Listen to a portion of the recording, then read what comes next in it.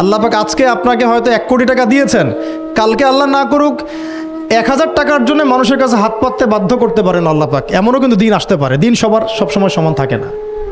আজকে আপনার কাছে 1 কোটি টাকা আছে, কিছু মনে হচ্ছে না, কালকে কে জানে আল্লাহ না করুক যে 1000 টাকা কারো কাছে চাইতে হচ্ছে, 1000 টাকার জন্য ঠেকে গেছেন, হতে পারে না? তো রিজিককে মানুষ তাজিম না করলে রিজিক দূরে চলে যায়। দুটো বিষয় খেয়াল রাখবেন, দুটো বিষয়। এক হচ্ছে মাঝে মাঝে মনের মধ্যে কিছু আমল করার ইচ্ছা আসে না? মনে হলো যে আচ্ছা একটু 10টা আয়াত পড়ি, মনে আসে না? মাঝে মাঝে এমন মনে হয় না? ওই সময় এই যে মনের মধ্যে যে এই ইরাদাটা জাগ্রত হওয়া, এটাকে আমরা বলি ওয়ারিদ। অন্য ভাষায় আপনি বলতে পারেন মেহমান। কি বলতে পারেন? এটা আল্লাহর পক্ষ থেকে আপনার কলবের মধ্যে মেহমান হিসেবে এসেছে। এখন আপনি যদি আমলটা করেন, সেই মেহমান বারবার আপনার কলবে আসবে। যদি আপনি ওই সময় আমলটা না করেন, মেহমান চলে যাবে, মেহমান অসম্মানিত হলে পরে আর আসবে না। একইভাবে রিজিক আল্লাহ পাক দিয়েছেন, এর তাজিম যদি করতে পারেন রিজিক বেশি আসবে। রিজিকের তাজিম সম্মান করতে না পারলে রিজিক আসবে না, বেশি কমে যাবে। উসমান রাদিয়াল্লাহু আনহু সবচেয়ে ধনী ছিলেন না? কেন জানেন? কেন? এটা কি জানেন কেন ধনী ছিলেন? একে তো তিনি প্রচুর দান সদকা করতেন, এটা তো আপনারা জানেনই। আরেকটা জিনিস অনেকে জানে না, তিনি উটের পিঠে বসেছিলেন, কিছু একটা খাচ্ছিলেন, এই 2-1টা দানা পড়ে গেছে নিচে। উটের পিঠ থেকে নেমেছেন, নেমে সেই দানা উঠিয়েছেন, পরিষ্কার করেছেন, ধুয়েছেন, আবার খেয়েছেন। তার এই 2-4টা দানার কোনো কিন্তু মানে পরোয়া না করলেও চলে, তার প্রচুর অর্থ সম্পদ আছে। এত অর্থ সম্পদ যে তাবুক যুদ্ধের দিন 30,000 সেনাবাহিনীর দায়িত্ব নিয়েছেন। 30,000 সেনাবাহিনীর দায়িত্ব নিয়েছেন। সেনাবাহিনী যাবে, থাকবে, খাবে, তাঁবু টাঙাবে, সব দায়িত্ব তার। 30,000 সেনাবাহিনীর দায়িত্ব নেওয়া কি চারটাখানি কথা? তো এই সাহাবী এই কয়েকটা খাবারের দানা উঠিয়ে খেলেন। নবী সাল্লাল্লাহু আলাইহি ওয়াসাল্লাম বলেছিলেন যে তোমাকে আল্লাহ পাক রিজিক বাড়িয়ে দিবে না কেন? তুমি রিজিকের যে তাজিম, যে সম্মান তুমি করো, এর বদৌলতে আল্লাহ পাক তোমাকে বেহিসাব রিজিক দিবেন। সব দুইটা বিষয় খেয়াল রাখবো। আমলের মেহমান হৃদয়ের মধ্যে আসলে তাকে ফিরায় না দেওয়া, তাহলে সেই মেহমান কিন্তু আর আসবে না। মেহমানকে মূল্যায়ন করলে মেহমান বারবার আসবে ইনশাআল্লাহ। আর রিজিকের তাজিম না করলে রিজিক কিন্তু আপনার ঘরে বেশি বেশি আসবে না। এমনি তো হারামের যুগ, এমনি সুদের যুগ, এমনি ঘুষের যুগ। অলমোস্ট এভরি ফ্যামিলি সুদখোর এখন, অলমোস্ট এভরি ফ্যামিলি। মেয়েরা স্পেশালি যারা শাশুড়ি টাইপের, আপনারা মাইন্ড করেন না, তাদের সাইকোলজি যে এতই নিচে নেমে গেছে এখন যে আমার মেয়ে জাহান্নামে যায় যাক। হ্যাঁ, আমার মেয়ে জাহান্নামে যায় যাক, সমস্যা নাই, দুনিয়াতে সে যেন ভালো থাকে। এটা কেন বললাম? একটা সুদখোরের ঘরে তুলে দিতে সে দ্বিধাবোধ করতেছে না, একটা দুর্নীতিবাজের ঘরে তুলে দিতে দ্বিধাবোধ করতেছে না, একটা ঘুষখোরের ঘরে তুলতে দ্বিধাবোধ করতেছে না। হ্যাঁ, একটা মানে কি বলবো, মাদকসেবী, ড্রাগ এডিক্টেড, বা এই যে আর কি বলবো ফাসেক, জালেম, এই ধরনের ঘরে উঠাই দিতেও সে দ্বিধাবোধ করছে না। 5তলা বাড়ি চাই আমার, আর কি আমার মেয়ে 5তলা বাড়ি থেকে সুখে থাকবে। এই যে সুখের ডেফিনেশন এখানে দিয়েছেন আপনারা। এই জন্য কত হাজার হাজার মেয়ের জীবন নষ্ট করে দিয়েছেন আপনারা। আমার কথা মাইন্ড করে না, হাজার হাজার মেয়ের জীবন মায়েরা নষ্ট করে দিয়েছে, শুধুমাত্র মেয়েদের দুনিয়াবি সুখ এর সংজ্ঞাটা বুঝতে ভুল করার কারণে। এর নাম যদি সুখী হইতো, তাহলে অমুসলিমরা সুখী না কেন? পশ্চিমারা সুখী না কেন? ওরা আত্মহত্যা করে কেন? এইভাবে মেয়েদের জীবন নষ্ট করেছেন। অথচ অল্প যদি হালাল রিজিকও হতো, আল্লাহ পাক তাকে বরকত দিতেন, সুখে থাকতো। তো আল্লাহ পাক আপনাদেরকে রিজিকের মূল্য বোঝার, তাজিম করার তৌফিক দান করেন, আমিন। তো অনেক ভিতরে চলে যাচ্ছে আমি, সময় আমাদের হাতে আরও শর্ট হয়ে আসতেছে। তো এখানে একটা কথা বলে দিব যে রিজিকের প্রসঙ্গ যেহেতু আসছে, যে হালাল খেতে হবে আমাদেরকে, হারামের দ্বারস্থ হওয়া যাবে না। আপনার স্বামী যদি হারাম খায়, আপনি স্বামীকে বুঝান, তাকে ওই চাকরি ছেড়ে দিতে আপনি উৎসাহিত করেন। আমি আপনাদেরকে একটা অনেস্টির সাথে একটা কথা বলি, যত এই যে প্রশাসনে যত ঘুষখোর আছে, ঠিক আছে, যত দুর্নীতিবাজ আছে, যত মাদকসেবী আছে, মাদকের ব্যবসায়ী আছে, যত সুদখোর আছে, এরা সবাই কেন এই খারাপ কাজগুলো করে জানেন? তার স্ত্রীকে ভালো রাখার জন্যে, তার মাকে ভালো রাখার জন্যে, তার সন্তানদেরকে ভালো রাখার জন্য। তাহলে স্ত্রী হিসেবে, সন্তান হিসেবে, মেয়ে হিসেবে আপনি বলবেন যে আমাদের এইসব ভালোর দরকার নাই আব্বু, হে আমার প্রিয় স্বামী, আমার এসব ভালোর দরকার নাই। হে আমার ছেলে, আমার এসব ভালোর দরকার নাই, তুই হালাল পথে থাক, ওইখানে তুই আমাকে ডাল ভাত খাওয়া, আমি খুশি আছি। এইভাবে আপনারা তাদেরকে মোটিভেট করেন, দেখবেন সমাজে হারাম কমে গেছে ইনশাআল্লাহ। আর হারাম খাওয়া এই ছেলে মেয়েগুলোও কিন্তু মানুষ হবে না। হারাম খাওয়া যে ছেলে মেয়েগুলো রক্ত মাংস করে উঠছে, এরাও কিন্তু মানুষ হবে না। আল্লাহ পাক আমাদেরকে হালাল খাওয়ার তৌফিক দান করেন, এবং এই হালালের জন্য আপনাদের ভূমিকা অনেক বেশি। আমরা উত্তরবঙ্গ সহ দেশের বিভিন্ন জায়গায় সফর করে যেটা দেখেছি, যত সুদী এনজিও আছে না, এনজিওগুলোর মধ্যে মহিলাদের নামই বেশি, জানেন? মহিলাদের নাম বেশি সুদী এনজিওতে। তো এই দাওয়াতগুলো আমরা মা বোনদেরকে দিতে চাই যে কোন অবস্থাতে যেন হারাম রিজিকের দিকে আপনারা না ধাবিত হন, এবং রিজিকের তাজিম করেন, পরিবারের মধ্যে হৃদ্যতা ভালোবাসা বজায় রাখেন, একে অপরকে বিশ্বাস, সম্মান এবং শ্রদ্ধা করেন। ইনশাআল্লাহ তাআলা আপনাদের পরিবারও সুখী হবে, রিজিকও সুন্দর হবে, এবং রিজিকে বরকত হবে ইনশাআল্লাহ। এরপরে আমি দু একটা পয়েন্ট নোট করেছি, বলে শেষ করে দিচ্ছি যে এটা স্পেশালি আমি আমাদের ওইসব দিনই বোনদেরকে বলতে চাচ্ছি যে বোনেরা এখনও বিয়ে শাদী করেন নাই। সেটা হচ্ছে যে বিয়ে করার আগেই দিনের বেসিক লেখাপড়া শেষ করেন। এত পাগল হওয়ার দরকার নেই। আগে চরিত্র হেফাজত হচ্ছে না, রোজা রাখেন, ঠিক আছে? দিনই পড়াশোনা আগে শেষ না করে বিয়ে করতে যায় না। বহু আলেমা যারা মাদ্রাসা লাইনের ছাত্রী ছিল, দিনই পড়াশোনা শেষ না করে বিয়ে পিড়িতে বসার কারণে কেরিয়ার ধ্বংস হয়ে গেছে। বিয়ে পরে করেন, আগে পড়াশোনাটা, তুলনামূলক পড়াশোনাটাকে শেষ করে নেন। তুলনামূলক পড়াশোনা শেষ করতে 18 থেকে 20 বছর বেশি লাগে না। যদি আপনি শুরু করেন, একদম 18 থেকে 20 বছর হতে হতে আপনার পড়াশোনা মোটামুটি শেষ হয়ে যাবে। আর যে সাবজেক্টগুলো বললাম আমি, ওইগুলোই বেসিক পড়াশোনা। এখন এটা হয়তো সবার ভাগ্যে নসিব নাও হতে পারে, সেক্ষেত্রে বিকল্প অপশন আমরা যাব। কিন্তু আগে মূলনীতি হচ্ছে একটা লেভেল পর্যন্ত পড়াশোনা করার পরেই বিয়ে করেন, কারণ বিয়ের পরে আপনার যত রেসপন্সিবিলিটি আসবে, এটা তখন পড়াশোনা মেনটেন করা এতটাও সহজ না, প্রায় অসম্ভবের পর্যায়ে পড়ে যায় আর কি। আর দু একটা বাচ্চা কাচ্চা হয়ে গেলে তো তখন আর কোনো কথাই নাই। তাহলে আপনারা কি আমাদেরকে আয়েশা রাদিয়াল্লাহু আনহার মতো একটা প্রজন্ম দিতে পারবেন না? যদি এটা আপনাদের উদ্দেশ্য হয়, সেক্ষেত্রে কি পড়াশোনা শুরু থেকে করা উচিত না? এখন এই সুযোগটা আমাদের সব বোনদের সামনে হয়তো থাকে না, এই জন্য আমরা বললাম যে বিকল্প অপশনগুলোতে আপনারা দিন শেখার চেষ্টা করেন।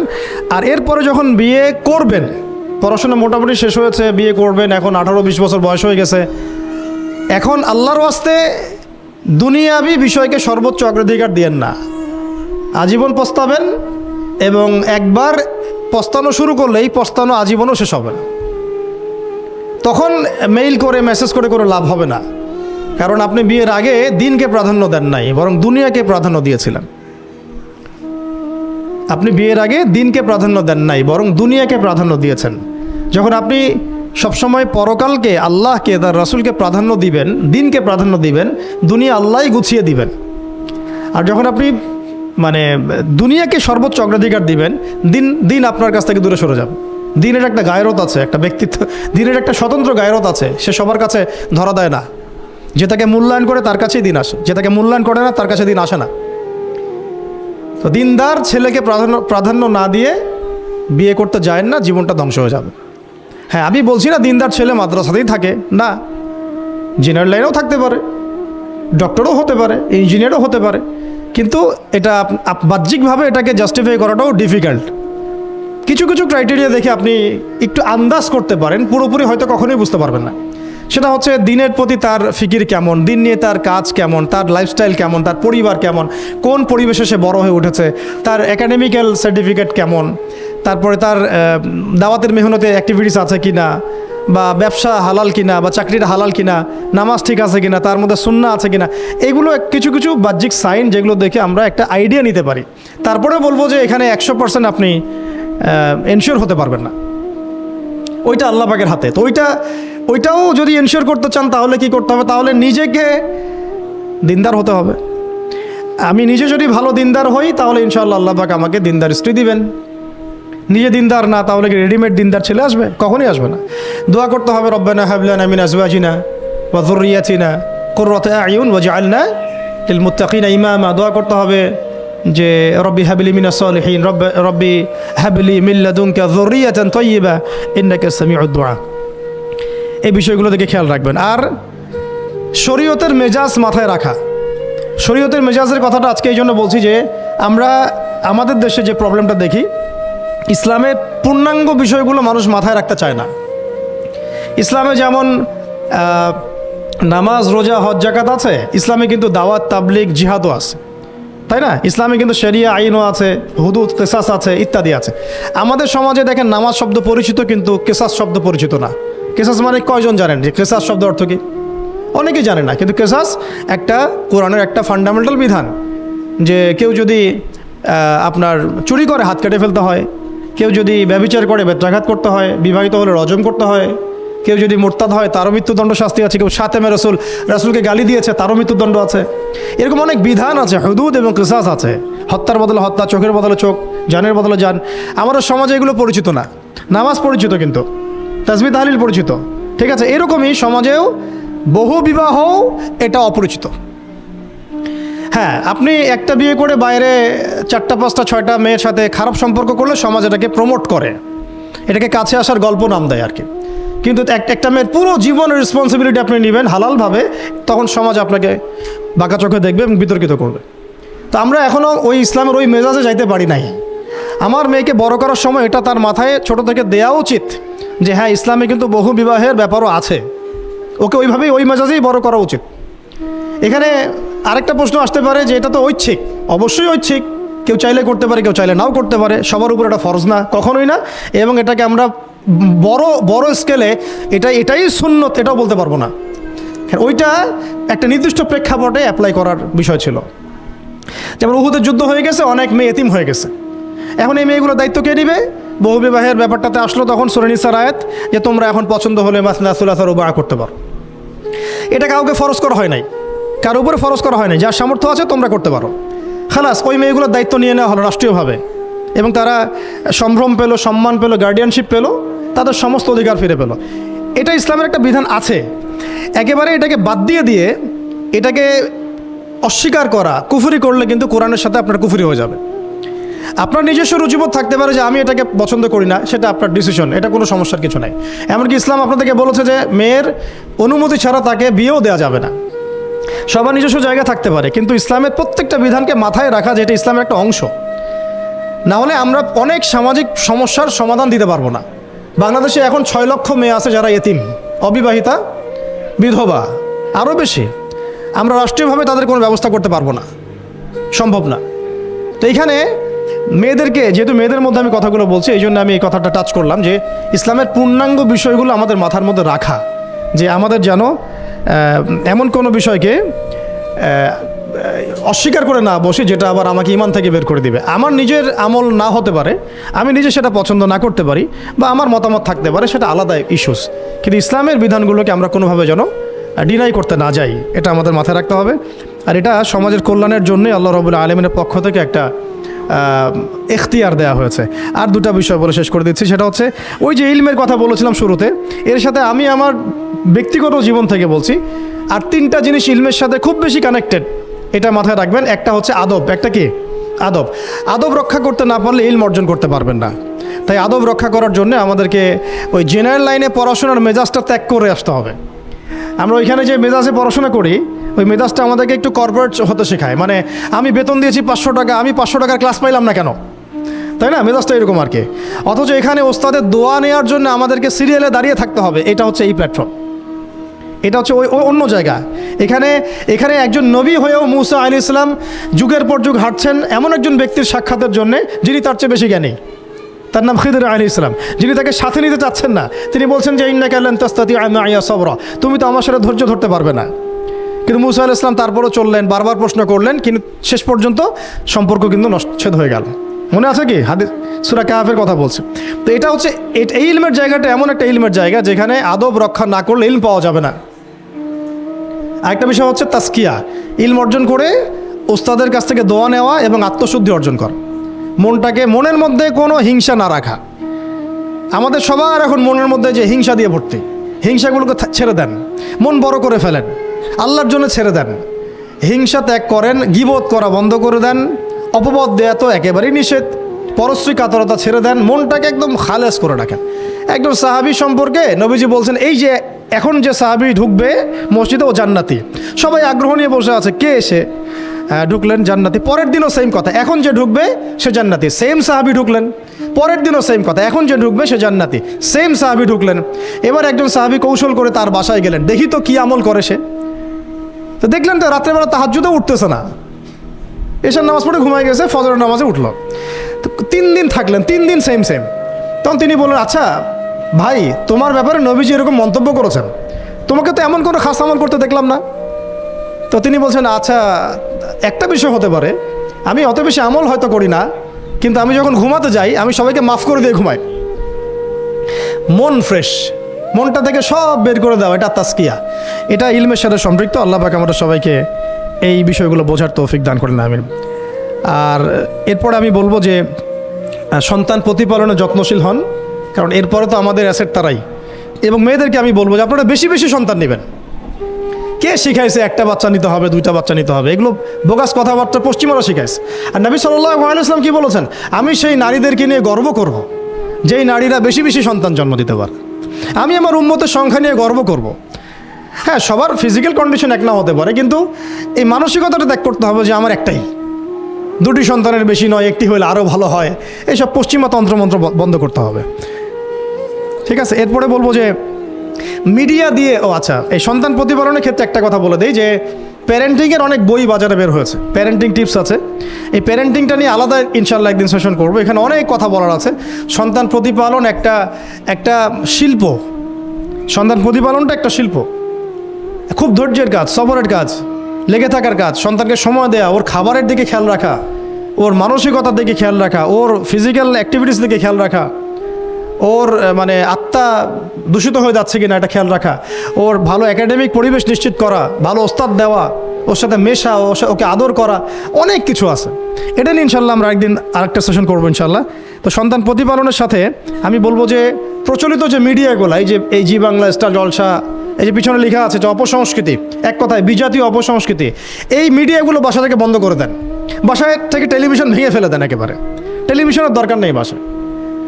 অনলাইনে আমরাও কিছু ক্ষেত্রে আসলে আমরাও অনলাইনের মধ্যে ডুবে গেছি। আমি নিজেও ফিকির করছি, চেষ্টা করছি এখান থেকে বের হওয়ার জন্য। আপনারাও বের হন, মানে প্র্যাকটিক্যাল জীবনে আসেন। এটা একটা ভার্চুয়াল জগৎ, এখান থেকে আমরা যা দেখি এটা আমাদের মাথার মধ্যে প্রভাব বিস্তার করে। বহু সামাজিক ঘটনা এবং পারিবারিক অঘটন এই ফেসবুক, ইউটিউব থেকে হচ্ছে। এই কন্টেন্টগুলো দেখা আমাদেরকে বন্ধ করতে, বাস্তবতার সাথে এগুলো কোনো সম্পর্ক নেই। আমাদের কিতাব পড়ার অভ্যাস বেশি করে বাড়াতে হবে, ওস্তাদদের সহবতে যাওয়া, আমল করা, কান্নাকাটি করা, দোয়া করা, ইস্তেগফার করা, আল্লাহর সাথে কানেকশন। আল্লাহ পাক আমাদেরকে মিডিয়ার এই রং ঢং বলি আমি, মিডিয়ার এই রং ঢংগুলো ত্যাগ করতাম। মিডিয়া একটা কিছু দেখলে আমাকে কেন কিনতে হবে? কেন আমি একটা মিডিয়াতে দেখলাম যে এরকম একটা নতুন অর্নামেন্টস আসছে, আমাকেই কেন কিনতে হবে? কেন আমি ওইটার জন্য আবার বাসায় চাপ দিব? কেন ওইটা আমি আমার পরিবারে ফাসাদ সৃষ্টি করার কারণ হবে? প্রয়োজন নাই। আর আমাদের মানে মাদ্রাসার মেয়েদেরকেও এসব থেকে দূরে রাখতে হবে, মিডিয়া থেকে দূরে রাখতে হবে। মানে সব মিডিয়া উপকারী না, বরং মিডিয়ার মধ্যে 99%ই ইসলামিক মিডিয়া না। যদি এটা হতো যে সব এর মধ্যে অ্যাটলিস্ট 10% ইসলামিক মিডিয়া, তাহলে বলতাম ওগুলো অ্যাটলিস্ট দেখেন। কিন্তু এখানে কিন্তু সেই সুযোগটাও পাচ্ছেন না। খুব কম মিডিয়া আমাদেরকে প্রকৃত বিষয়টা শেখায় এবং সত্যের কাছাকাছি নিয়ে আসে। বেশিরভাগ মিডিয়াই প্রতারণাপূর্ণ এবং কর্পোরেট সেকশন, এগুলো থেকে আল্লাহ পাক আমাদেরকে দূরে থাকার তৌফিক দান করেন। আমাদের সাথে সম্পর্ক হচ্ছে হিজাবের, সালাতের, তাসবির, সিজদার, জায়নামাজের, আতরের, খুশবুর, মিসওয়াকের, আমাদের সাথে এগুলোর সম্পর্ক। আমাদের সাথে সম্পর্ক হিজাবের, আমাদের সাথে সম্পর্ক ইসলামিক ক্যালিগ্রাফির, আমাদের সাথে সম্পর্ক কোরআনের, হাদিসের, সিরাতের, লেখাপড়া, ইলমি পরিবেশের, তাসাউফের, এগুলো আমাদের কালচার। তো কালচার খুব ইম্পর্টেন্ট। কালচার থেকে দূরে সরে গেলে আমাদের আকীদা নষ্ট হয়ে যায়। আল্লাহ পাক আমাদেরকে আমাদের কালচার ধরে রাখার তৌফিক দান করেন। আর দুটো কথা হচ্ছে, হিজাবে কঠিন হন, হিজাব একটু কঠোর হয়ে যান। এটা নিয়ে হয়তো আলোচনা শুনেছেন আপনারা, আমি জানি না পয়েন্টটা এসেছিল কিনা। তো হিজাবে আরও অনেক কঠিন হতে হবে আমাদেরকে, আস্তে আস্তে আরও। একবারে তো হয়তো আপনারা সব কিছু শক্ত করে ধরতে পারবেন না, অ্যাটলিস্ট আপনার ধারাবাহিকতা বজায় রাখা। হিজাবে অনেক কঠিন হওয়ার চেষ্টা করি। আমাদের অনেক দিনই বোনকে আমরা একটু ক্যাজুয়াল দেখি হিজাবের ব্যাপারে, এটা থেকে আপনার বের হওয়ার তৌফিক দান করেন, আমিন। আর একটা মেয়েদেরকে একটা নসিহত করবো, স্পেশালি যে অল্পে তুষ্ট থাকেন, অল্পে তুষ্ট থাকেন, ইনশাল্লাহ জীবনে সুখী হয়ে যাবেন ইনশাআল্লাহ। আর শেষ কথা হচ্ছে আলেমা হওয়ার চেষ্টা করেন, আলেমা হওয়ার চেষ্টা করেন, দায়ী হওয়ার চেষ্টা করেন এবং মেয়েদের মধ্যে ব্যাপক দাওয়াতি কাজ করার চেষ্টা করেন। এইটা জীবনের লক্ষ্য উদ্দেশ্য বানায় নেন ইনশাল্লাহ। আপনার জীবনের লক্ষ্য যদি এমনই হয়, দেখবেন এমনই জীবন সঙ্গিনী আপনি পেয়েছেন যার জীবনের লক্ষ্যও সেম, তখন দুজনে মিলে আপনি কাজ করতে পারবেন ইনশাল্লাহ। এই পৃথিবীতে আমাদের কাজটা কি? এক নাম্বার হচ্ছে আল্লাহ পাককে চিনতে শেখা, আল্লাহ পাকের সামনে আত্মসমর্পণ করা, তার নবীর সুন্নতগুলো মেনে চলা, হালাল খাওয়া, একটা আদর্শ পরিবার গঠন করা, সন্তানদেরকে মানুষ করা, দিনের দাওয়াতের কাজ করা এবং দিনটাকে আল্লাহর জমিনে প্রতিষ্ঠার চেষ্টা করা। এছাড়া কি আমাদের কোনো কাজ আছে পৃথিবীতে? বাকি যে কাজগুলো সেগুলো আনুষঙ্গিক এবং সেগুলো ইবাদত হিসেবে গণ্য হবে যদি আল্লাহর জন্য হয় এবং রাসূলের তরিকায় হয়। যেমন কেউ যদি ঘুমায়, ঘুমানোর কাজটাও তো ইবাদত, যদি সেটা রাসূলের তরিকা মোতাবেক হয়। সিম্পল। খাওয়া দাওয়া করা, আমরা আমাদের চাহিদায় খাই, কিন্তু এটাও ইবাদত হিসেবে গণ্য হবে যদি খাওয়ার সুন্নাতটা আমরা ঠিকমতো আদায় করতে পারি। তাহলে প্রতিটা কাজই সুন্নাহ এবং ইবাদত হবে যদি আমরা সেটার তরিকা ঠিক রাখি। মূল কাজগুলো কি? মূল কাজগুলো হচ্ছে যে, আবার বলতেছি, মূল কাজগুলো হচ্ছে এক, এই পৃথিবীতে আল্লাহকে চেনা, আল্লাহকে চিনতে শেখা। দুই, আল্লাহ রাব্বুল আলামিনের সামনে শর্তহীন আত্মসমর্পণ, শর্ত সাপেক্ষে না, একদম নিঃশর্ত আত্মসমর্পণ। তিন, আল্লাহ পাকের সমস্ত হুকুম আহকামগুলো মেনে চলা। চার, রাসূলুল্লাহ সাল্লাল্লাহু আলাইহি ওয়াসাল্লামের আদর্শ প্রত্যেকটা কাজে বাস্তবায়ন করা বা সুন্নতের উপর থাকা। পাঁচ, হালাল খাওয়া। ছয়, আদর্শ পরিবার গড়ে তোলা। সাত, সন্তান প্রতিপালন। আট, সৎ কাজে আদেশ। নয়, অসৎ কাজে নিষেধ। 10, আল্লাহ পাকের এই জমিনের মধ্যে দিনটাকে প্রতিষ্ঠার চেষ্টা করা, যার যা সামর্থ্য আছে তাই দিয়ে। কেউ জান দিয়ে করবে, কেউ মাল দিয়ে করবে, কেউ কথা দিয়ে করবে, কেউ লিখনি দিয়ে করবে, কেউ প্রয়োজনে আল্লাহর পথে জিহাদ করবে, কেউ প্রয়োজনে শহীদ হবে, যার যেটা স্রোত সে সেভাবে করবে। এছাড়া কি দুনিয়াতে আমাদের কোনো কাজ আছে? তো এই কাজগুলোর মধ্যে, এই কাজগুলোকে যদি আমরা বাস্তবায়ন করতে পারি তাহলে দুনিয়াতেও সফল হব ইনশাআল্লাহ, পরকালেও জান্নাতে যাব ইনশাআল্লাহ। এই তো, এই কাজগুলো যদি আমরা বাস্তবায়ন করতে পারি দুনিয়াতেও সফল হব ইনশাআল্লাহ এবং পরকালেও জান্নাতে যাব ইনশাআল্লাহ। তো এক্ষেত্রে এই গন্তব্য হাসিল করার জন্যে যে কাজটা সবার আগে দরকার, এতক্ষণ যেগুলো বললাম, এই গন্তব্যটা হাসিল করার জন্য সবার আগে যে কাজটা দরকার সেটা হচ্ছে শরিয়াতের একটা ন্যূনতম জ্ঞান অর্জন করা। শরিয়াতের ন্যূনতম একটা জ্ঞান অর্জন করা। শরিয়াতের ন্যূনতম জ্ঞান বলতে আমি কি মিন করছি, কি বোঝাচ্ছি? আমি বোঝাচ্ছি কমপক্ষে আপনাকে বিশুদ্ধ করে কোরআন তেলাওয়াত করা শিখতে হবে, 1 নাম্বার। এর সাথে আপনাকে আরবি ভাষা কিছুটা হলেও শিখতে হবে যাতে আপনি কোরআনটা বুঝতে পারেন। 3 নাম্বার হচ্ছে হাদিস শাস্ত্র পড়ার যোগ্যতা আপনাকে অর্জন করতে হবে, মানে হাদিস পড়াশোনা করতে হবে। 4 নাম্বার নবী সাল্লাল্লাহু আলাইহি ওয়াসাল্লামের পবিত্র সিরাত অর্থাৎ জীবনী, এটা আপনাকে পড়তে হবে। মনে থাকবে তো? লিখে নেন। 5 নাম্বার হচ্ছে, 1 নাম্বার কি বলেছিলাম? বিশুদ্ধ কোরআন তিলাওয়াত। তারপরে বলেছি আরবি ভাষা শিক্ষা করা। তারপরে বলেছি হাদিস পাঠ। তারপরে বলেছি সিরাত পাঠ। 5 নাম্বার হচ্ছে আকীদা বিশুদ্ধ করা। আকীদা বিশুদ্ধ করা। আকীদার অনেক কিতাব আছে এবং আকীদার আর অনেক দার্সও আছে, এটা নিয়ে আমরা পরে আলোচনা করব ইনশাআল্লাহ। 6 নাম্বার হচ্ছে আপনার ইসলামের ইতিহাস পড়াশোনা করতে হবে, ইসলামের ইতিহাসটা পড়াশোনা করতে হবে। 7 নাম্বার হচ্ছে ইসলামিক অর্থনীতি পড়াশোনা করতে হবে, ইসলামী অর্থনীতির জ্ঞান রাখতে হবে। 8 নাম্বার ইসলামিক পারিবারিক জীবন ব্যবস্থার জ্ঞান অর্জন করতে হবে, ইসলামিক পারিবারিক জীবন ব্যবস্থার জ্ঞান অর্জন করতে হবে। 9 নাম্বার সন্তান প্রতিপালন কিভাবে করতে হয়, ইসলামিক প্যারেন্টিংয়ের জ্ঞান অর্জন করতে হবে। 10 নাম্বার হচ্ছে যে ফিকহের জ্ঞান অর্জন করা। ফিক মানে হচ্ছে তুলনামূলক যে মাসলা মাসাইলগুলো না জানলে আমরা আমল করতে পারবো না, এই মাসলা মাসাইলগুলো জেনে নেওয়া, যেটাকে আমরা বলি যে ফরজে আইনের জ্ঞান, ফরজে আইনের জ্ঞান। তাহলে এখানেও 10টা পয়েন্ট বের হয়ে আসলো, তাই না? তাহলে আমার সাথে একটু রিপিট করেন। প্রথমে বলেছি ইলম অর্জনের ক্ষেত্রে আপনাকে কোরআনের আগে কোরআন দিয়ে শুরু করতে হবে, মানে কোরআন যিনি তেলাওয়াত করতে পারেন না তিনি হতভাগা, মুসলিম পরিবারে জন্মগ্রহণ করেও যিনি কোরআন তেলাওয়াত করতে পারেন না, আমি মনে করি না এই পৃথিবীতে তার চেয়ে হতভাগা কেউ আছে, আমি মনে করি না। মানে কোরআনের সাথেই সম্পর্ক নাই, মানে আল্লাহর কিতাবই সে তেলাওয়াত করতে পারে না, তো সে এই পৃথিবীর সম্পদ নয় বরং বোঝা। আল্লাহ পাক আমাদের সবাইকে আল্লাহর কিতাব শেখার তৌফিক দান করেন। এক নাম্বার, এখান থেকে শুরু হবে পড়াশোনা। আগেই একটা আদনান ভাইয়ের বই নিয়ে নিলাম, আগে একটা অমুক স্কলারের বই নিয়ে নিলাম, আগে একটা তমুক স্কলারের বই নিয়ে নিলাম, এভাবে পড়াশোনা শুরু করতে হয় না। পড়াশোনা শুরুটাই হবে আপনার কোরআন থেকে, সব বন্ধ, আগে কোরআন তেলাওয়াত থেকে শুরু করতে। তারপরে আপনি আরবি ভাষায় আসবেন, হাদিস পড়বেন, সিরাত পড়বেন, ইতিহাস পড়বেন, অর্থনীতি পড়বেন, আস্তে আস্তে পড়বেন, এভাবে ফিকহের জ্ঞান, আকিদার জ্ঞান, সন্তান প্রতিপালন, ইসলামিক এই জীবন ব্যবস্থা বা পারিবারিক জীবন ব্যবস্থার জ্ঞানগুলো অর্জন করা। তো ইনশাআল্লাহ আমরা এই জ্ঞানগুলো অর্জনের চেষ্টা করবো তো ইনশাআল্লাহ। এখন কঠিন প্রশ্ন হচ্ছে, এখন আমি তো বললাম একটা তাত্ত্বিক কথা বললাম, এখন আপনিও জানেন আমিও জানি এইটা আপনি এখন কিভাবে করবেন, কিভাবে করবেন, সম্ভব কি না আপনার পক্ষে? কারণ এখানে অনেকেই, বেশিরভাগই হয়তো বা জেনারেল ব্যাকগ্রাউন্ডের মানুষ, যারা অনার্সে পড়েছেন, মাস্টার্স পড়েছেন বা এখন ফ্যামিলি লাইফে আছেন, কেউ কখনোই মাদ্রাসার দুয়ারেও যেতে পারেন নাই। তাহলে এখন যদি আপনি এগুলো শুরু করতে চান, তাহলে আপনার সামনে অপশন কি আসলে? আপনি কি আবার শুরু থেকে মাদ্রাসায় ভর্তি হতে পারবেন? উত্তর হচ্ছে না। তাহলে সেকেন্ড অপশন হচ্ছে মাদ্রাসা ভিত্তিক যদি শর্ট কোর্স চালু করা হয়, সেই শর্ট কোর্সগুলো আপনাকে করতে হবে, এছাড়া তো কোনো অপশন নাই। 3 নম্বর আরও প্রশ্ন আসবে, এটা কি আপনি অফলাইনে সব জায়গায় মুভ করে করে করতে পারবেন? উত্তর হচ্ছে না। যদি আপনার অফলাইনে আপনার সামনে কোনো সুযোগ থাকে তাহলে তো ভালো, যে আপনার বাসার পাশে একটা মাদ্রাসা আছে বা আপনার এলাকাতে একটা সুন্দর মাদ্রাসা আছে, এটা থাকলে তো আলহামদুলিল্লাহ এবং ভালো, আমরা চাই সেটাই হোক, কিন্তু সবার ক্ষেত্রে এটা পসিবল হয়ে ওঠে না। এই কারণে অনলাইনের কোর্সগুলোর দিকেও একটু ফোকাস করতে পারেন, যাতে ঘরে বসে পর্দার সাথে আপনি কোর্সগুলো করতে পারেন।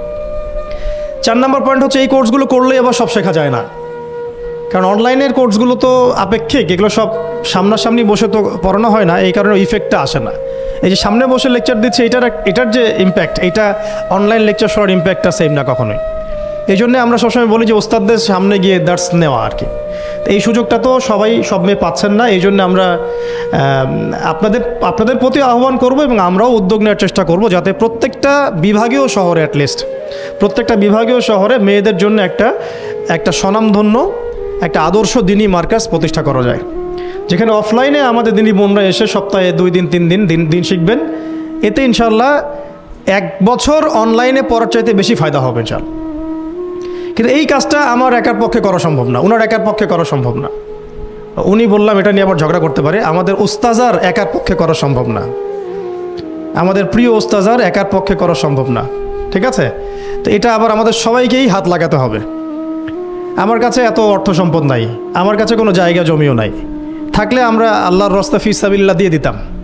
যাদের কাছে আছে তারা এগিয়ে আসেন, প্রতিষ্ঠান গড়ে তোলেন, প্রত্যেকটা এলাকায় একটা করে মেয়েদের মার্কাজ গড়ে তোলেন, টিচারদেরকে আমরা ট্রেন করে দিব ইনশাআল্লাহ, সিলেবাস আমরা দিয়ে দিব ইনশাআল্লাহ, মুআল্লিমা আমরা পাঠাবো ইনশাআল্লাহ।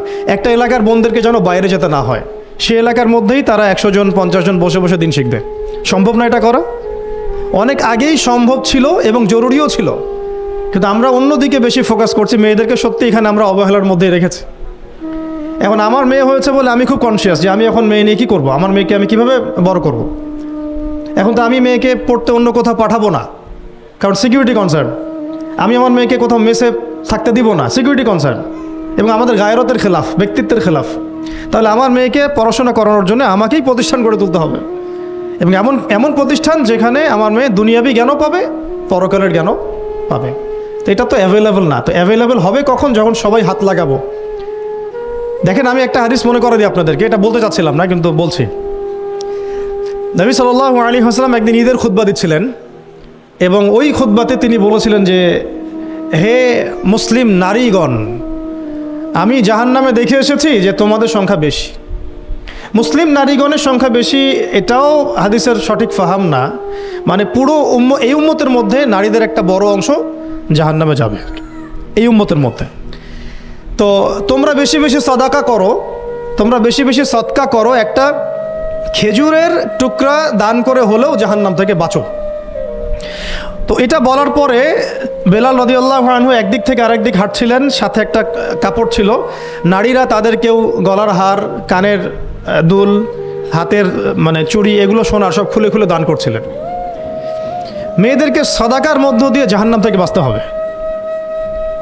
সদকা করার মধ্য দিয়ে মেয়েদেরকে জাহান্নাম থেকে বাঁচতে হবে। আজকে যদি আপনি একটা প্রতিষ্ঠান গড়ে দিয়ে যেতে পারেন, এটা যদি আরও 50 বছর সাস্টেইন করে, এই 50 বছর এখানে যত মানুষ দিন শিখবে সমস্ত মানুষের ইলমের নেকি আপনি পাবেন। কিন্তু আমরা কিন্তু সবাই ব্যক্তি স্বার্থ নিয়ে চিন্তা করি আর দুনিয়ার স্বার্থটাকে বেশি প্রাধান্য দেই। আমার 500 জায়গা আমি দিয়ে দিব, আপনি দিচ্ছেন না, বরং আপনি পরকালের জান্নাতের একটা জায়গা আপনি সার্টিফাইড করছেন। কে জানে, হয়তো এই ওসিলায় আপনার জান্নাতের ফয়সালা হয়ে যেতে পারে। কেউ 10% জমির মধ্যে একটা মসজিদ করেছে, হতে পারে এই মসজিদের ওসিলায় আল্লাহ পাক তাকে জান্নাত দিতেও পারেন। কেউ একটা মাদ্রাসা প্রতিষ্ঠা করেছে, এখানে হাজার হাজার স্টুডেন্ট পড়াশোনা করছে, কে জানে হয়তো এই ওসিলায় আল্লাহ পাক তাকে পরকালে জান্নাত দিতে পারেন। তো সাদাকা, এগিয়ে আসা এবং শিক্ষা খাতে নিজেদের জানমাল অর্থ সম্পদকে ব্যয় করা আমাদের একার পক্ষে এখন আর এগুলো সম্ভব না। হ্যাঁ, যদি আমার কাছে রাষ্ট্রীয় কোনো ক্ষমতা থাকতো বা শিক্ষা বিভাগের কোনো ক্ষমতা থাকতো, তাহলে প্রত্যেকটা মসজিদ ভিত্তিক আমরা মেয়েদের আলাদা শিক্ষার ব্যবস্থা করতাম। মসজিদ ভিত্তিক, প্রতিষ্ঠানের প্রয়োজনই নাই, মসজিদের মধ্যে একটা আলাদা কর্নার করে ফেলা যায় মেয়েদের জন্য স্বতন্ত্র, এখানে কোনো পুরুষের এন্ট্রেন্সই থাকবে না। মেয়ে শিক্ষিকা, মেয়ে ভলান্টিয়ার সবই মেয়ে, এবং ওস্তাদদেরকে দিয়ে এখানে ফরজে আইন থেকে শুরু করে তাদেরকে একদম মৌলানা পর্যন্ত পড়ানো সম্ভব। উদ্যোগ নেওয়া হয় নাই বিগত 30 বছর 40 বছরে। তো ইলম অর্জনের পথে আবার এরকম প্রতিবন্ধকতা আসবে, সেগুলোকে ফেস করার বা সেগুলো সলভ করার জন্য আমাদেরকে কিন্তু ফিকির করতে হবে। আর এই ফিকিরটা একজন দুজন মানুষের কাঁধে চাপিয়ে দিয়ে আপনি কিন্তু দায়মুক্ত হতে পারবেন না। যেমন আজকে সেমিনার এখানে করেছি, আপনারা চাইলে কিন্তু এই ধরনের সেমিনার আপনাদের এলাকাতেও করতে পারেন। সেখানে গেস্ট হিসেবে তাদেরকে ডাকতে পারেন। দাওয়াতের মেহনত শুরু হয়ে গেল। যদি বসে থাকেন যে প্রত্যেক 2 মাস পর পর ওস্তাদারা আয়োজন করবেন এবং আমরা যাব, তো এটা তো তখন এককেন্দ্রিক কাজ হয়ে গেল। তার রেজাল্টটা কিন্তু মানে সামান্য রেজাল্ট পাবেন আপনি, আর যদি সবাই হাত লাগান রেজাল্টটা বেশি হবে। তা আমি আপনাদেরকে উদ্বুদ্ধ করতে চাই যে দিনের পথে আপনারা দাওয়াতের মেহনতে নেমে আসেন, এমনকি দিন প্রতিষ্ঠার সংগ্রামে আমাদের পাশে দাঁড়ান। কিন্তু এর আগে যোগ্যতা অর্জন করেন, যোগ্যতাটা ইলমি যোগ্যতা। আল্লাহ পাক আপনাদেরকে বোঝার তৌফিক দান করে নেন। এটা 1 নাম্বার। এবং ইলমের পথে প্রতিবন্ধকতার কথাগুলো বললাম, এগুলোকে ফেস করার এবং এগুলোকে যেন রিকভার করতে পারি আমরা, সেই তৌফিক আল্লাহ আমাদের জন্য সবাইকে দান করেন। তো একটা মানে খুশির সংবাদই বলবো আপনাদেরকে দিতে চাচ্ছি যে আমরা এই মিরপুর উত্তরার এই এলাকাটার মধ্যে আমরা চেষ্টা করছি যে অফলাইনে এরকম 2-1টা দিনই মার্কাজ প্রতিষ্ঠা করার, আপাতত ভাড়াতেই। এবং ইনশাআল্লাহ অল্প সময়ের মধ্যে আমরা ঢাকা শহরে, ইনশাআল্লাহ ঢাকা শহরে হোক অথবা ঢাকা শহরের একটু সাইডেই হোক, আমরা নিজস্ব জায়গা কিনে প্রতিষ্ঠান করে দেখাবো ইনশাআল্লাহ। এবং আমাদের পরিকল্পনা হচ্ছে একদম ফ্রম দ্য ভেরি বিগিনিং, এই নুরানি থেকে শুরু করে, প্লে গ্রুপ থেকে শুরু করে আস্তে আস্তে গ্র্যাজুয়ালি দাওরা হাদিস এবং মাস্টার্স পর্যন্ত নিয়ে যাওয়া, দুইটাই যেন থাকে। এবং আমার পরিকল্পনা হচ্ছে মাস্টার্সের পরে আমাদের ছেলেমেয়েরা যেন বড় বড় ফ্যাকাল্টিগুলোতে পড়াশোনা করতে পারে, ওই রাস্তাগুলো খুলে দেয়া। তো এই কাজগুলো আমার একার পক্ষে আসলে সম্ভব না। আপনারা যদি এগিয়ে আসেন সবাই, দিনী ভাইরা, দিনী বোনরা এবং আমাদের বিত্তশালী যারা আছেন, যাদেরকে আল্লাহ পাক সৎ হৃদয় দিয়েছেন এবং দান সৎকা করার মতো মানসিকতা দিয়েছেন, ইনশাআল্লাহ আসেন একসাথে হাত লাগায় কিছু করি, আল্লাহ পাক করার তৌফিক দান করেন। আর এই দেশের এই সময়টা, দেশের চলমান এই সময়টা আমাদের জন্য দিনের কাজ করার একটা উর্বর সময়। এখন যদি আমরা এই বিষয়গুলো গুছিয়ে নিতে পারি, ইনশাআল্লাহ আগামী 10 বছর পরে ভালো ফলাফল পাবো ইনশাআল্লাহ। আমার মেয়ের বয়স আজকে থেকে 10 বছর পরে হবে 11 বছর। তো 11 বছর বয়সে আমি আয়েশাকে কোথায় দেখতে চাই, মারিয়ামকে কোথায় দেখতে চাই, ঠিক আছে, আমি আমার মেয়ে খাদিজাকে কোথায় দেখতে চাই, এটা আমাকে এখন থেকে ফিকির করতে হবে। রেডিমেড কিছুই পাবেন না, এই যুগ রেডিমেড আপনাকে কিছু দিবেই না। যদি মনে করেন একটা স্কুল প্রতিষ্ঠান চাচ্ছি রেডিমেড, যেখানে বাচ্চাকে ঢুকাবো ওকে আলেমা বানিয়ে বের করে দিবে, এমন কোনো প্রতিষ্ঠান আপনি পাবেন না। রেডিমেড কিছু হয় না, নিজের অনেক কন্ট্রিবিউশন লাগে এখানে।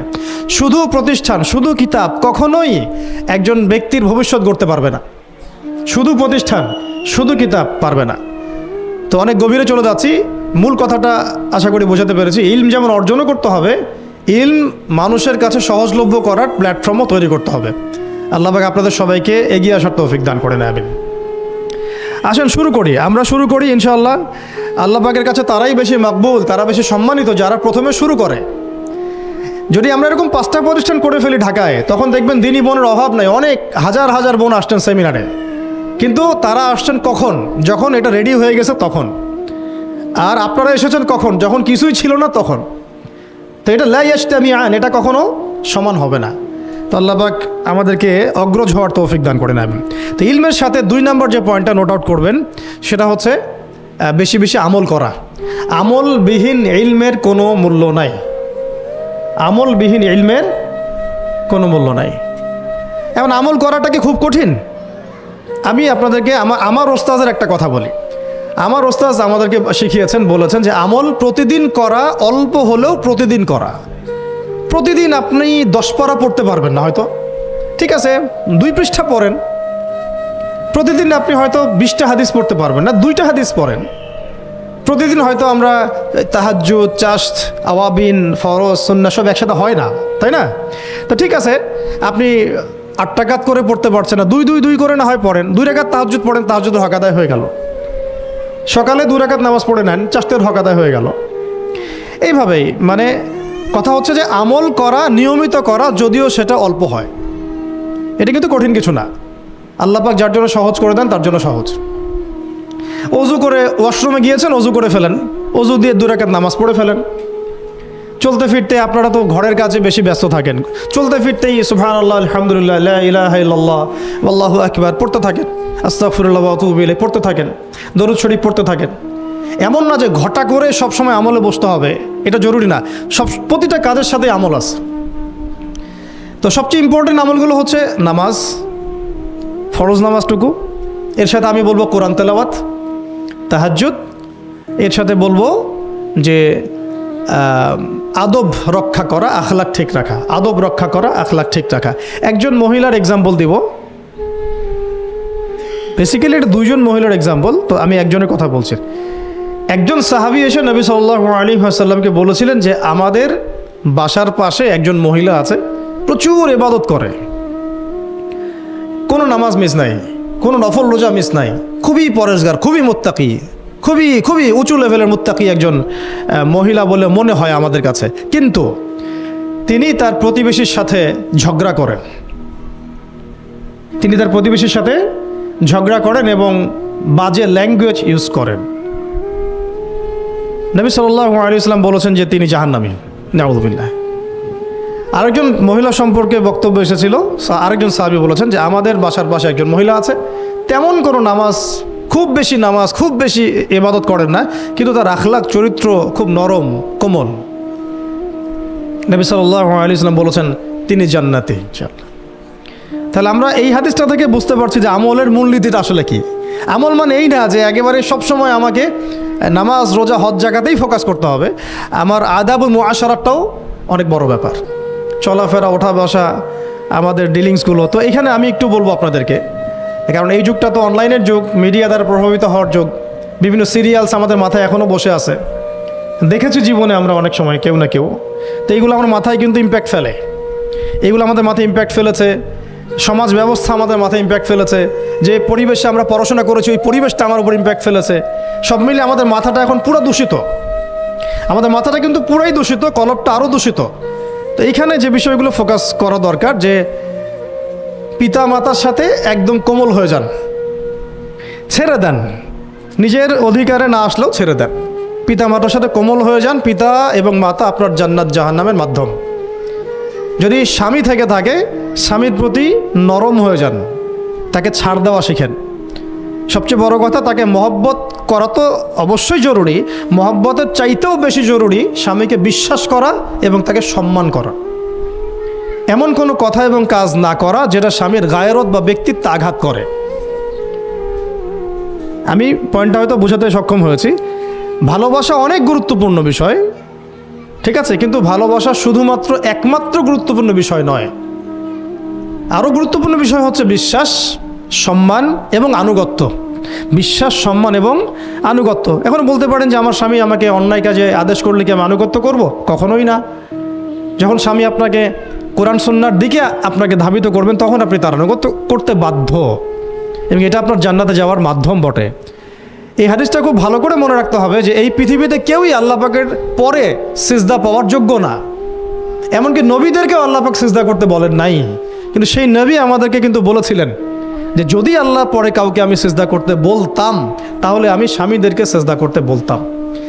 তো এটাকে তসলিমা নাসরিন স্টাইলে বুঝলে হবে না। ওরা এটাকে এইভাবে নিবে যে ইসলাম মেয়েদেরকে দাসত্বের শৃঙ্খলা আবদ্ধ করতে চাচ্ছে, হ্যাঁ, আত্মস্বাধীনতা দিবে না ইত্যাদি। আমরা দেখব পরকালে আমি জান্নাতে যেতে পারছি কিনা। আল্লাহ পাকের হুকুমের চাইতে আমার কাছে কোনো যুক্তি বড় নয়। আল্লাহ পাকের হুকুমের চাইতে আমার কাছে কোনো যুক্তি, বিজ্ঞান, প্রযুক্তি এগুলো বড় মানদণ্ড নয়। শুধুমাত্র স্বামীর আনুগত্য, বিশ্বাস, সম্মানের বদৌলতে দেখা যায় যে পুরোটা জীবন এই বেচারা আপনার জন্য ঢেলে দিবেন ইনশাআল্লাহ। আর এই জায়গায় যদি দেখা যায় ঘাটতি থাকে, তখন কোনো কোনো ক্ষেত্রে ভালোবাসা যথেষ্ট হয়ে ওঠে না। এবং আপনারা জানেন এই শহরে ডিভোর্সের সংখ্যা দিন দিন বাড়ছে। কেন? এইগুলো মেজর কারণ আছে। হ্যাঁ, আমি বলছি না যে সব ছেলেই একেবারে পারফেক্ট, কখনোই না। ছেলেরাও যেমন সাহাবী না, মেয়েরাও সেরকম মহিলা সাহাবী না। কিন্তু সবর, আনুগত্য, নরম কোমলতার কোনো বিকল্প নাই। উভয় পক্ষের জন্যই নসিহতগুলো আর কি, স্বামীর জন্য এবং স্ত্রীর জন্য। আরেকটা বিষয় হচ্ছে যে স্বামীর পরিবার নিয়ে খোঁটা না দেওয়া, স্বামীর যে বাবা মা ভাই বোন এই ব্যাপারগুলো নিয়ে খোঁটা দেওয়া না দেওয়া বা খোঁচাখুচি না করা, এবং তার যে অবদান আপনার প্রতি এটাকে অস্বীকার না করা, কুফরি না করা। একটা হাদিসের মধ্যে নবী সাল্লাল্লাহু আলাইহি ওয়াসাল্লাম কিন্তু বলেছেন যে বেশিরভাগ নারীর জাহান্নামে যাওয়ার কারণ কি? সাহাবীরা জিজ্ঞাসা করেছিলেন, তিনি বলেছেন তারা কুফরি করে। কি কুফরি করে? তারা কি আল্লাহর সাথে কুফরি করে? নবীজি বলেছেন না, বরং তারা সারা জীবন স্বামীর যে দিয়ে যাওয়া যে স্যাক্রিফাইস বা অধিকার, এটাকে হঠাৎ করে অস্বীকার করে বসে, হঠাৎ কোনো একদিন অস্বীকার করে বসে। এটার কারণে দেখা যায় আল্লাহ পাক নারাজ হয়ে যান। আল্লাহ রাব্বুল আলামিন তো একজন ব্যভিচারী নারীকেও জান্নাত দিয়েছেন মাত্র কুকুরকে পানি পান করানোর কারণে। আবার একজন নারীকে বিড়াল বেঁধে রেখে কষ্ট দেওয়ার কারণে জাহান্নামে দিয়েছেন। তো জবান এমনই একটা কঠিন জিনিস, যেটাকে নিয়ন্ত্রণে না রাখলে আমাদের জন্য ক্ষতি হবে। আল্লাহ পাক আমাকে আপনাদের সবাইকে জবান হেফাজতে রাখার তৌফিক দান করে দেন। আর কিছু বিষয় হচ্ছে, কিছু শাসন সমাজে থাকে, মানে পরিবারের মধ্যে থাকে। এই শাসনগুলো কখনোই মেয়েদেরকে বিপথে নিয়ে যাওয়ার জন্য নয়, বরং যে আপনাকে মহব্বত করবে সেই আপনাকে শাসন করবে। যে আপনাকে মহব্বত করে সেই কিন্তু আপনাকে শাসন করবে। যার আপনার ব্যাপারে কোনো কেয়ার নাই সে কিন্তু আপনাকে শাসন করতে আসবে না। আপনি কোথায় যান তার তো কোনো যায় আসবে না। আর যে আপনাকে চাইবে, জোর করে টেনে নিয়ে আসতে চাইবে জান্নাতের পথে, সে কিন্তু আপনার উপর মাঝে মাঝে শাসন করতে পারে। ওই অধিকারটুকু দিতে হবে। আর আমাদের মেয়েদেরকে ওই মেজাজেও তৈরি করতে হবে। তো পারিবারিক বিষয়গুলোর ক্ষেত্রে আসছিলাম, এটা একটু পরে আবার আসতেছি ইনশাআল্লাহ, যে ইলমের সাথে আমলটা খুব জরুরি। এবং আমলের ক্ষেত্রে শুধু নামাজ, রোজা, হজ, যাকাত এটাকে আমি মিন করছি না। মিন করছি যে আমার বাবার সাথে সম্পর্ক, মায়ের সাথে সম্পর্ক, আত্মীয়দের হক আদায় করছি কিনা, প্রতিবেশীর সাথে রিলেশন ঠিক আছে কিনা, এবং স্পেশালি পরিবারের স্বামীর সাথে আমার এই বিষয়গুলো ঠিক আছে কিনা। তো এগুলো যদি ঠিক থাকে, অল্প আমল যথেষ্ট হয়ে যাবে ইনশাআল্লাহ তাআলা। আল্লাহ পাক আমাদেরকে ইলম অনুযায়ী আমল করার তৌফিক দান করেন, আমিন। 3 নাম্বার আমি পয়েন্ট নোট আউট করছিলাম মেয়েদের জন্য, যে আমি আমার মেয়েকে নসিহত করতাম যে বেশি বেশি দান সদকা করতে, বেশি বেশি দান সদকা করতে। মেয়েদের জন্য স্পেশালি সাদাকাটা বেশি করা উচিত। ছেলেরা তো সাদাকা করে, কম বেশি কিন্তু করে, যেহেতু তারা বাইরে থাকে। তো আপনারা সাদাকা করার জন্যে যদি স্বামীর অর্থ আপনাদের কাছে নেন, এটা দোষের কিছু না। চেয়ে নেওয়া, বলে নেওয়া, তাদের কাছ থেকে অর্থ নিয়ে সাদাকার একটা অংশ রাখা। দেখেন, আবু বকর রাদিয়াল্লাহু আনহুর নাম তো সবাই শুনেছেন। তিনি যখন খলিফা হয়েছিলেন, তখন তার স্ত্রী কিছু কিছু করে সম্পদ জমিয়ে রাখতেন, খাবার জমিয়ে রাখতেন। পরে একদিন ভালো একটা খাবার রান্না করে খাইয়েছেন ওই জমিয়ে রাখা খাবার থেকে। এখান থেকে একটা বিষয় বুঝতে পারলাম, সম্পদ সেভ করা শিখতে হবে। একদম আমার ইনকাম আছে বলেই যে একদম পুরো 1 লাখ টাকা ঢেলে দিতে হবে মাসে, জরুরি না। 10,000 টাকা করে সেভ করার চেষ্টা করেন। হয়তো এই 10,000 টাকা একটা পরিবারের ভরণ পোষণের জন্য যথেষ্ট হয়ে যাবে। ওই সেভ করা টাকাটা যদি আমি কালকে দান করে দিই আল্লাহর রাস্তায় বা অন্য কোনো মানুষকে, তার 1 মাসের খরচ হয়ে যাবে, বিশাল একটা উপকার হবে। আমরা কিন্তু কিছু টাকা পাইলেই কসমেটিক্স, নতুন জুয়েলারি, ঠিক আছে, নতুন কি আসলো বাজারে, নতুন কসমেটিক্স আর কি, তো এইগুলোর দিকে বেশি ফোকাস করি। তো এখান থেকে টাকা একটু জমিয়ে আমরা যদি আল্লাহ